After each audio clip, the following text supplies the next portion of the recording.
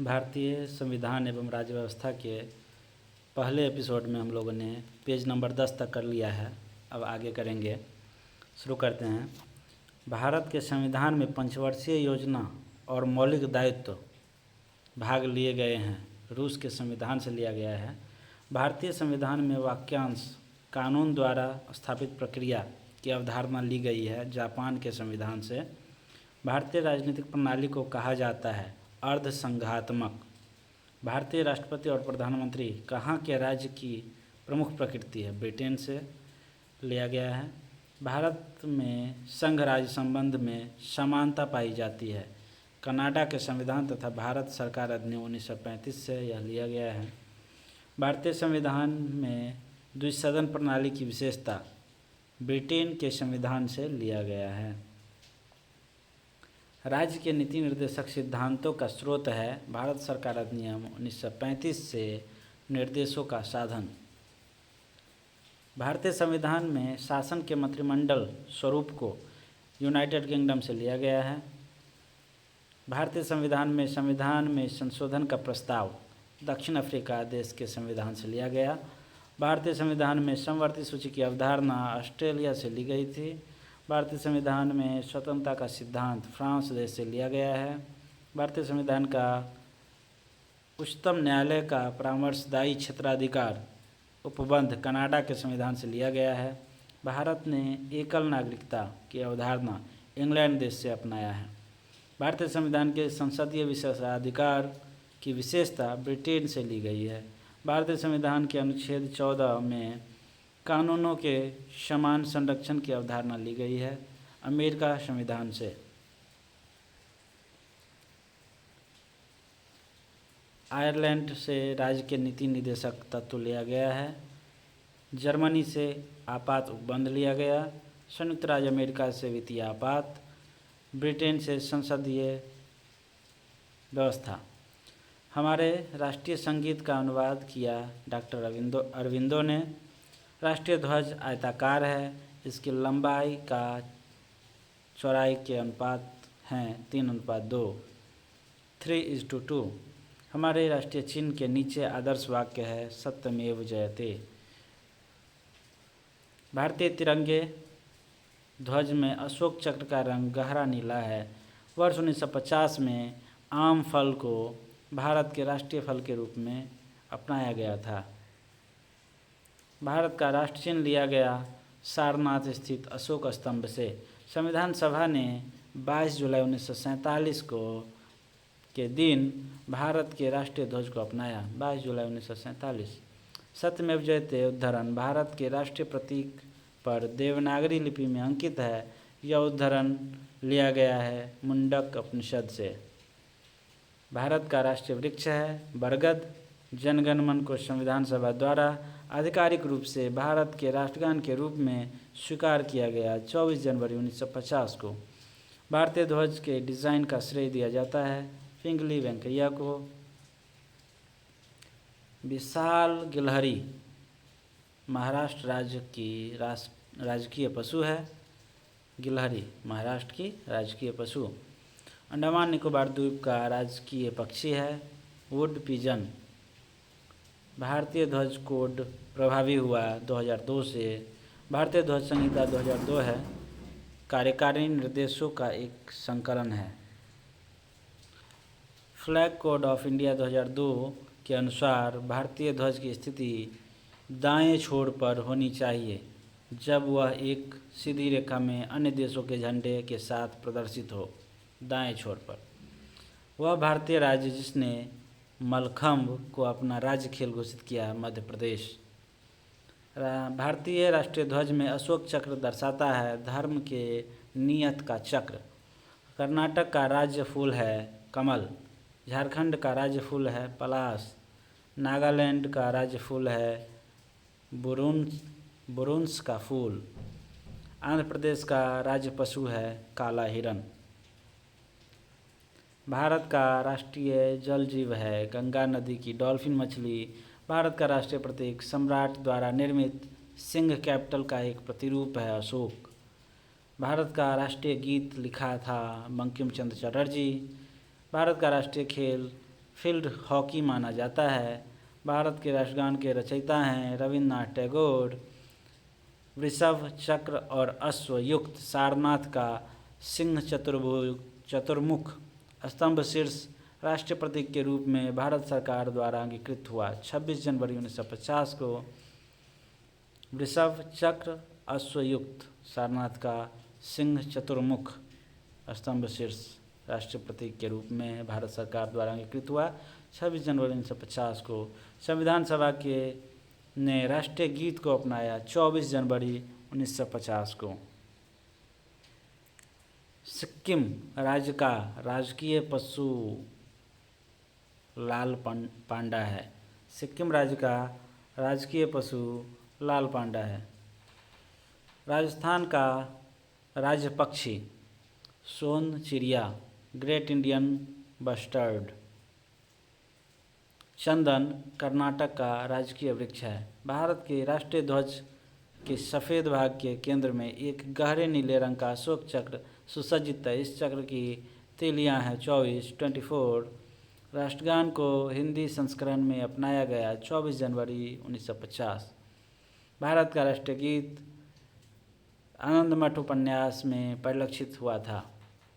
Blue जे या Indian roller या नीलकंठ पक्षी 3 भारतीय राज्यों का राजकीय पक्षी है। भारतीय राज्यों का राजकीय पक्षी 3 राज्यों का है। संविधान की प्रस्तावना या उद्देश्य का विषय वस्तु एवं महत्व के विषय में अब जानेंगे। भारत के संविधान की प्रस्तावना को कहा जाता है आमुख। भारतीय संविधान की प्रस्तावना का मूल उद्देश्य व्यक्ति की गरिमा तथा राष्ट्र की एकता तथा अखंडता को सुरक्षित करना है। भारतीय संविधान अपने नागरिकों को हैसियत और अवसर की समानता का वचन देता है। संविधान की आत्मा के रूप में माना जाता है प्रस्तावना को। भारतीय संविधान की प्रस्तावना में समाजवादी शब्द लाया गया था 42वां संविधान संशोधन द्वारा। डैश के अनुसार संसद ने संविधान में संशोधन 42वां संवैधानिक संशोधन किया और संविधान की उद्देशिका में पंथ निरपेक्ष, समाजवादी और अखंडता को शामिल किया। अनुच्छेद 368 के अनुसार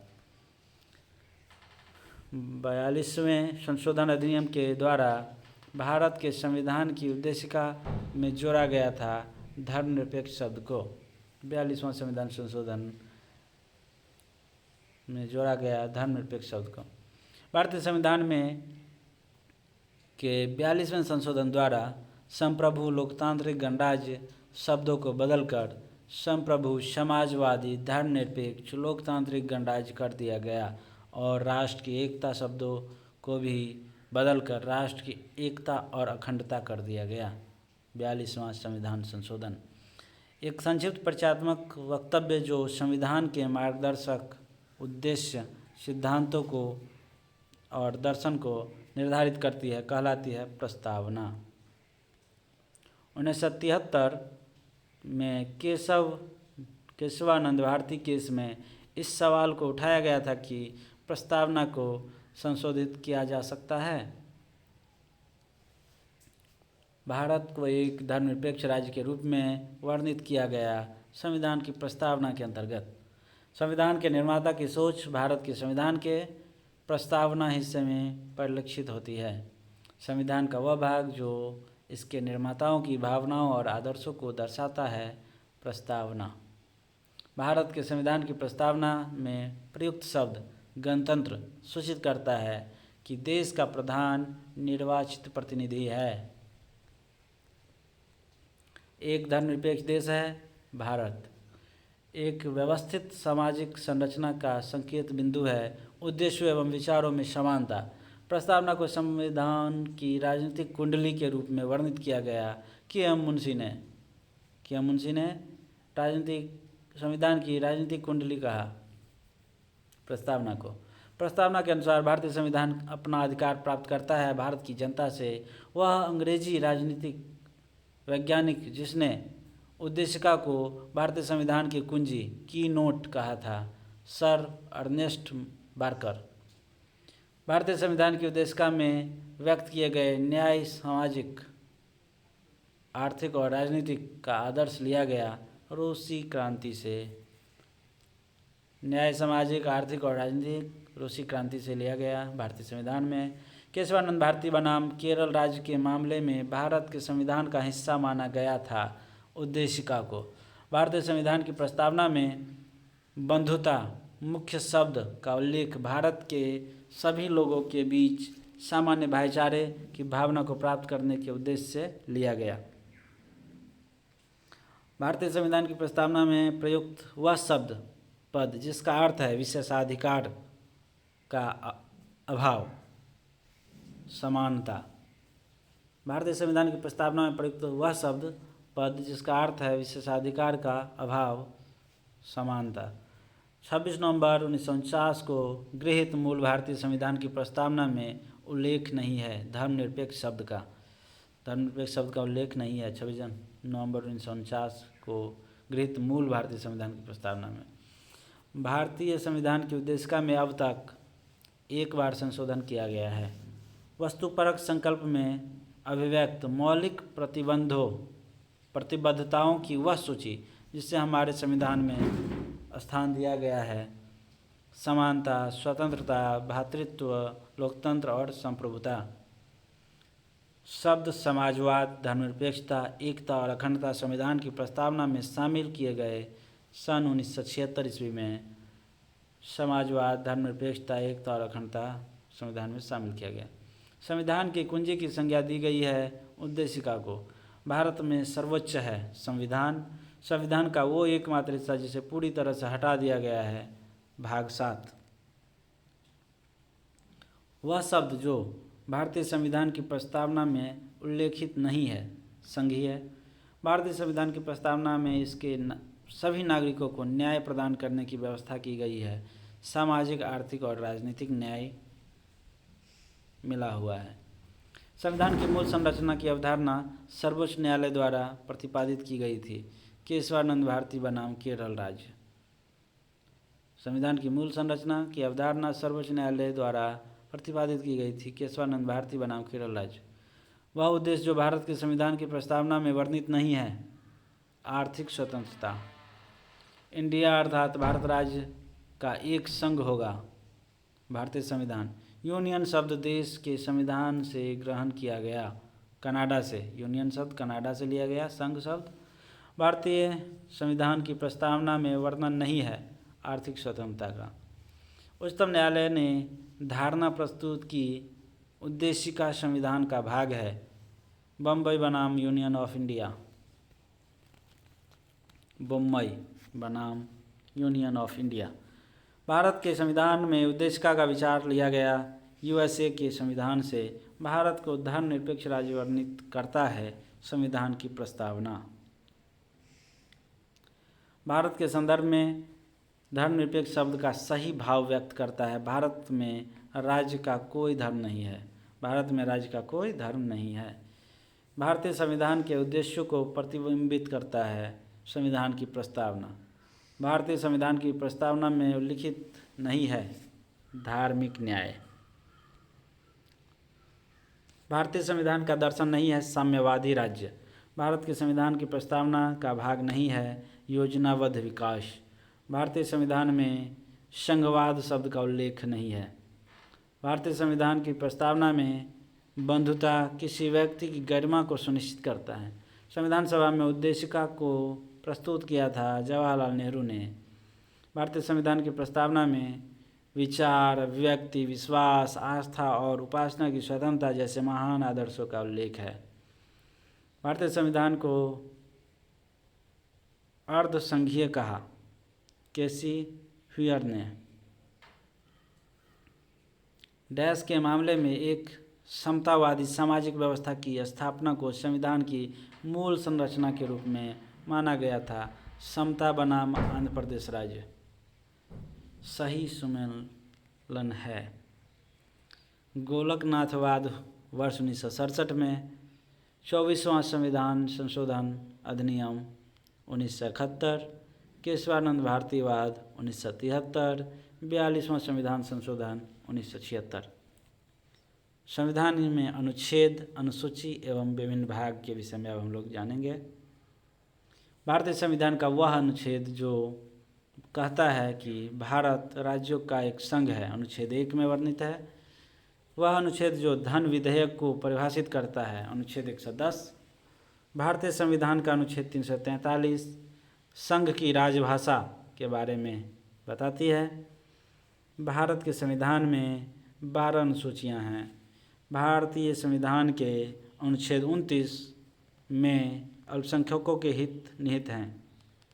भारतीय संविधान की वह अनुसूची जिसमें दल बदल विरोधी कानून संबंधी प्रावधान सम्मिलित है, 10वीं अनुसूची। 5वीं अनुसूची क्षेत्रों,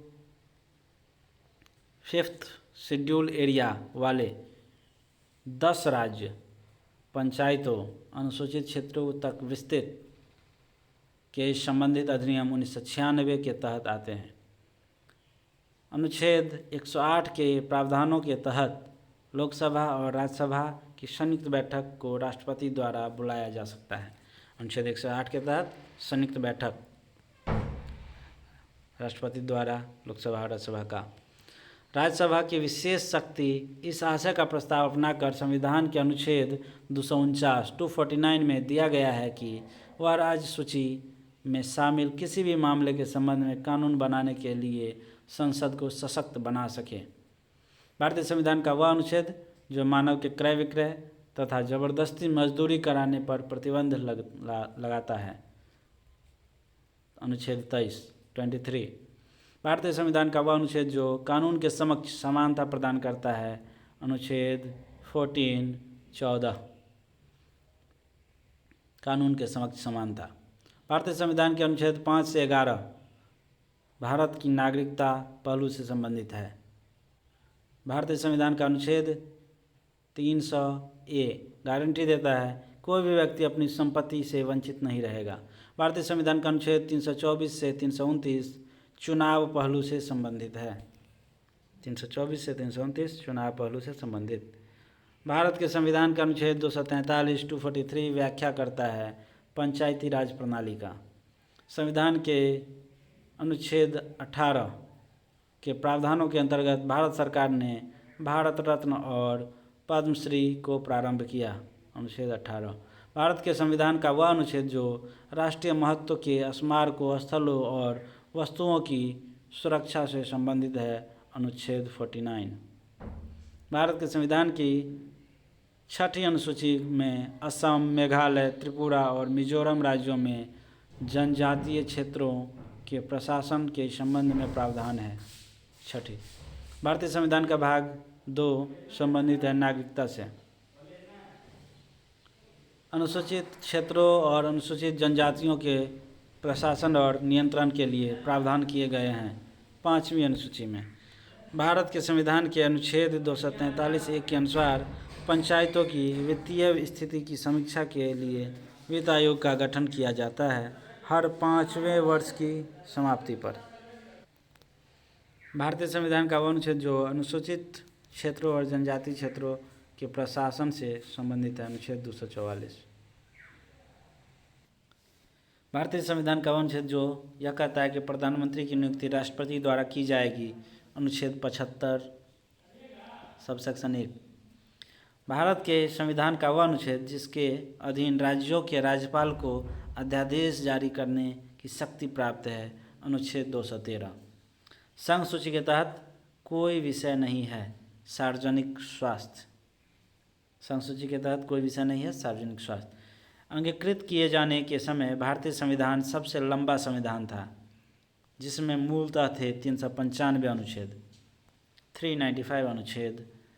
भारतीय संविधान का अनुच्छेद 24 शोषण के विरुद्ध अधिकार से संबंधित है। इस अनुच्छेद के अनुसार किसी कारखाने या खदान में काम करने हेतु सरकार द्वारा निर्धारित न्यूनतम आयु है 14 वर्ष। भारतीय संविधान का वह अनुच्छेद जो कार्यपालिका से न्यायपालिका के पृथक्करण से संबंधित है, पश्चात 50 अनुच्छेद 50।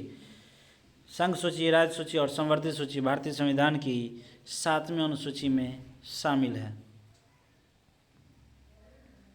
भारतीय संविधान की वह अनुसूची जिसमें 22 भाषाओं का उल्लेख है, 8वीं अनुसूची।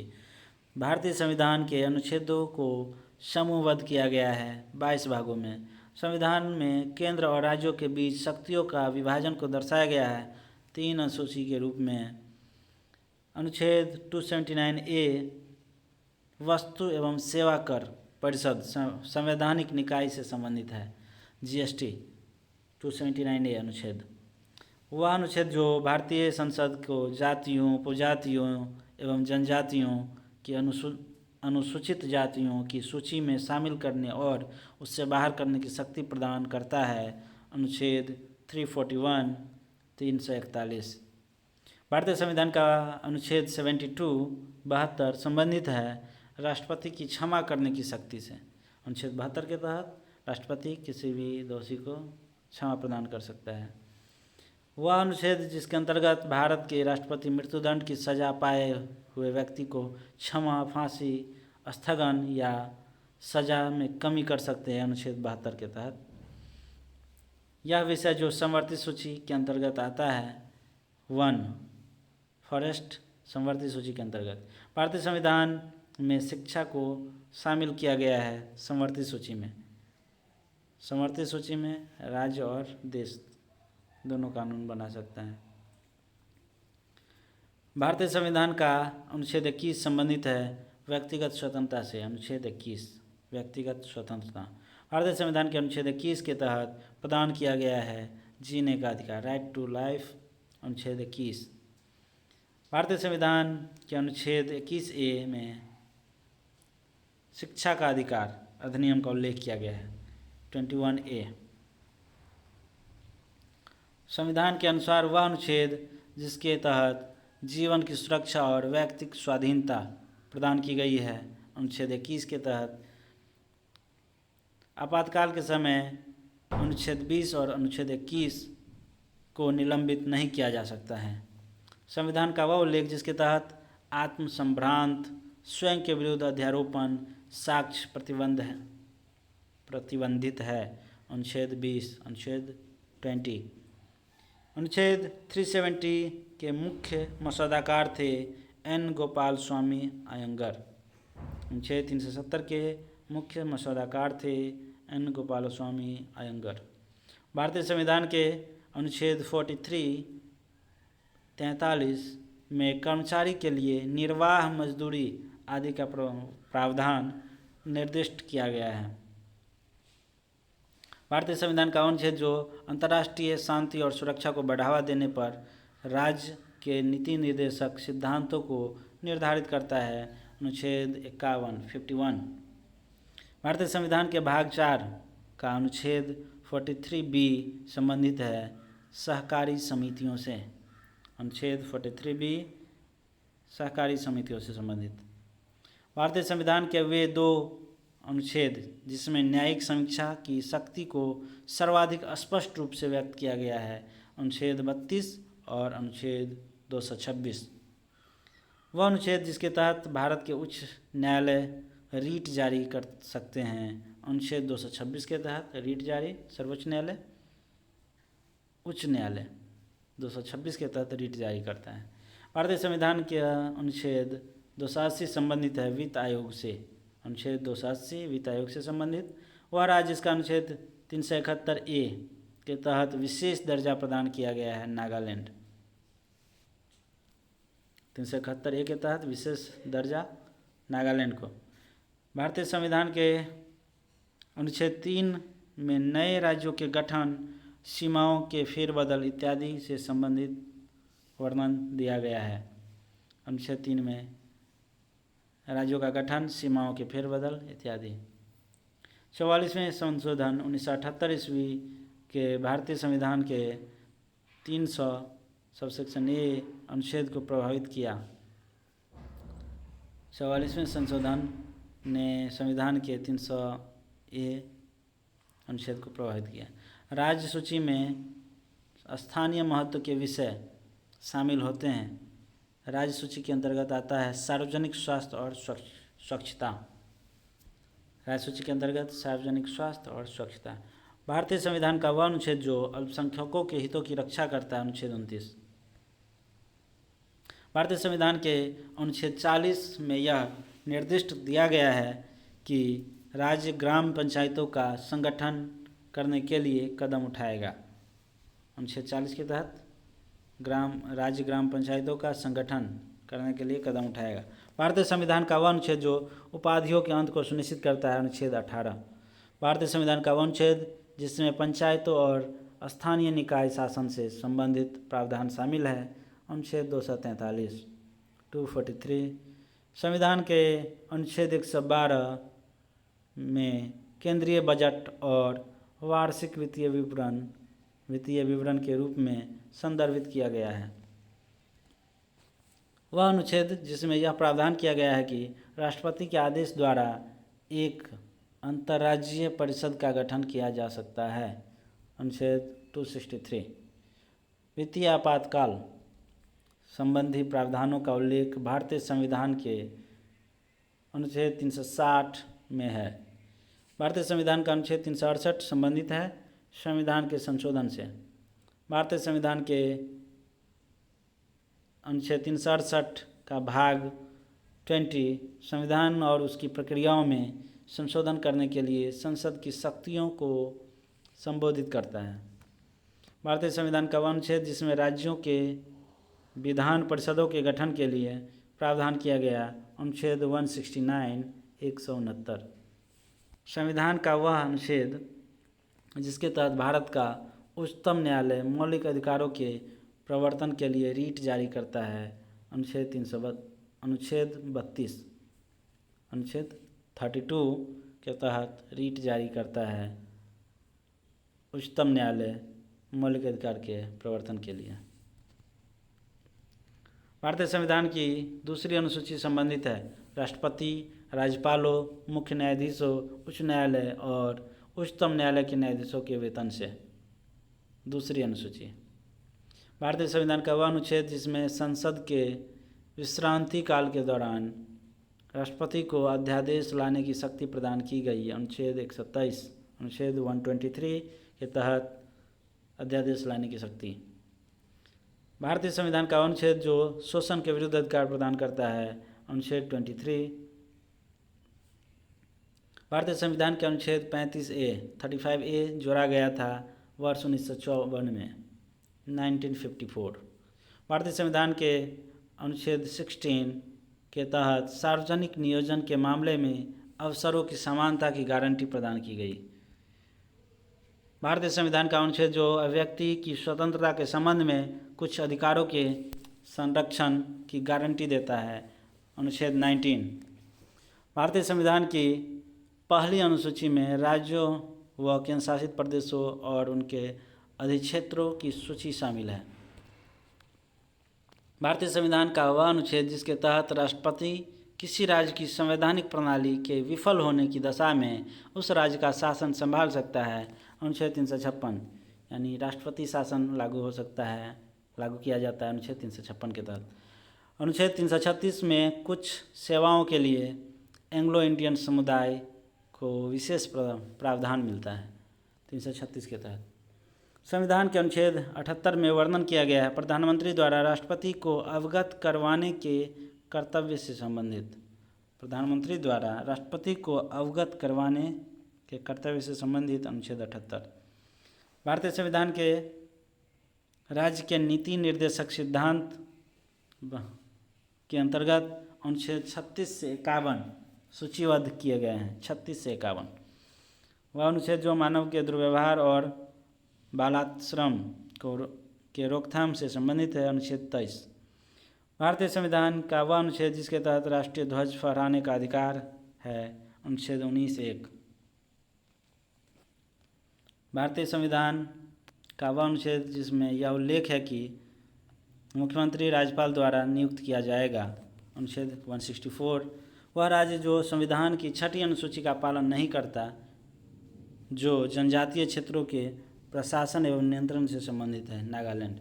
हमारे संविधान का वह अनुच्छेद जो यह कहता है कि सदन में वोटों की समतुल्यता की स्थिति में स्पीकर के पास अंतिम कास्टिंग मत होगा, अनुच्छेद 100 के तहत। अनुच्छेद 100 के तहत अंतिम पेज हम लोग 20वां पेज नंबर 20 करके अगला बाद में। भारतीय संविधान के अनुच्छेद 112 के तहत तैयार वार्षिक वित्तीय विवरण को कहा जाता है बजट। संविधान में कुछ अधिनियमों और विनियमों के सत्यापन के प्रावधान निहित है। 9वीं अनुसूची में संविधान में नगर पालिकाओं की शक्ति, अधिकार और जिम्मेदारियां निहित है। 12वीं अनुसूची में राज्यसभा में भारत के प्रत्येक राज्य के लिए सीटों का आवंटन का भारत के संविधान की 4वीं अनुसूची में उल्लेख किया गया है। वह भाषा जो संविधान की रचना के समय 8वीं अनुसूची में उल्लिखित थी, कश्मीरी। शपथ और अभिपुष्टि के रूपों का भारत के संविधान की 3री अनुसूची में उल्लेख किया गया है। भारत के संविधान का अनुच्छेद 66 संबंधित है उपराष्ट्रपति के चुनाव से। भारत का संविधान लागू होने के समय इसमें 395 अनुच्छेद व 8 अनुसूचियाँ थी। 395 अनुच्छेद व 8 अनुसूची थी भारतीय संविधान जब लागू हुआ। भारतीय संविधान का अनुच्छेद जो दोहरी परिसंकट के विरुद्ध सुरक्षा प्रदान करता है, अनुच्छेद 20। संसद व विधानसभाएं जिन विषयों पर कानून बना सकती है उनका उल्लेख है 7वीं अनुसूची में। 7वीं अनुसूची में वह अनुच्छेद जो यह बताता है कि प्रत्येक राज्य की कार्यकारी शक्ति का प्रयोग इस प्रकार किया जाएगा कि संसद द्वारा बनाए गए नियमों का अनुपालन सुनिश्चित हो। अनुच्छेद 256 के तहत वह अनुच्छेद जिसमें यह प्रावधान है कि प्रत्येक राज्य की कार्यकारी शक्ति का प्रयोग इस प्रकार किया जाएगा ताकि वह संघ की कार्यकारी शक्ति के अमल में बाधा या प्रतिकूल प्रभाव न डाले। अनुच्छेद 257 में भारतीय संविधान का अनुच्छेद जो किसी भी कारखाने, खदान या अन्य संकटपूर्ण गतिविधि में 14 वर्ष से कम आयु के बच्चों के रोजगार पर प्रतिबंध लगाता है। अनुच्छेद 24। भारतीय संविधान का अनुच्छेद जो राज्य के आधुनिक और वैज्ञानिक पद्धति पर कृषि और पशुपालन को व्यवस्थित करने के लिए निर्देश देता है। अनुच्छेद 48। वह अनुच्छेद जो संसद को सशस्त्र बलों, पैरा सैन्य बलों और पुलिस बलों के सदस्य के मौलिक अधिकारों को प्रतिबंधित या निरस्त करने का अधिकार देता है। अनुच्छेद 33। भारतीय संविधान का अनुच्छेद जो अखिल भारतीय सेवाओं को सृजित करने के प्रावधानों को निर्दिष्ट करता है। अनुच्छेद 312। भारतीय संविधान का वह अनुसूची जो पंचायतों की शक्तियों, अधिकारों और जिम्मेदारियों को निर्दिष्ट करता है। 11वीं अनुसूची भारतीय संविधान का अनुच्छेद जो अल्पसंख्यकों को शैक्षणिक संस्थानों की स्थापना और प्रशासन का अधिकार देता है। अनुच्छेद 30। भारतीय संविधान का वह अनुच्छेद जो भारत के उपराष्ट्रपति के चुनाव से संबंधित है। अनुच्छेद 66। भारतीय संविधान का वह भाग जिसको डॉक्टर बी आर अम्बेडकर द्वारा भारतीय संविधान की अनूठी विशेषताओं के रूप में वर्णित किया गया था, भाग 4 को। भारतीय संविधान का वह अनुच्छेद जो राज्य को समान न्याय को बढ़ावा देने और गरीबों को निःशुल्क कानूनी सहायता प्रदान करने का निर्देश देता है।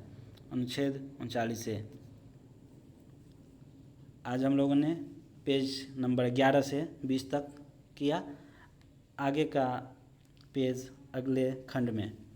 यदि आपने पिछला खंड नहीं देखा है तो भाग 1 देखें, उसके बाद भाग 2 देखें। तब तक के लिए धन्यवाद।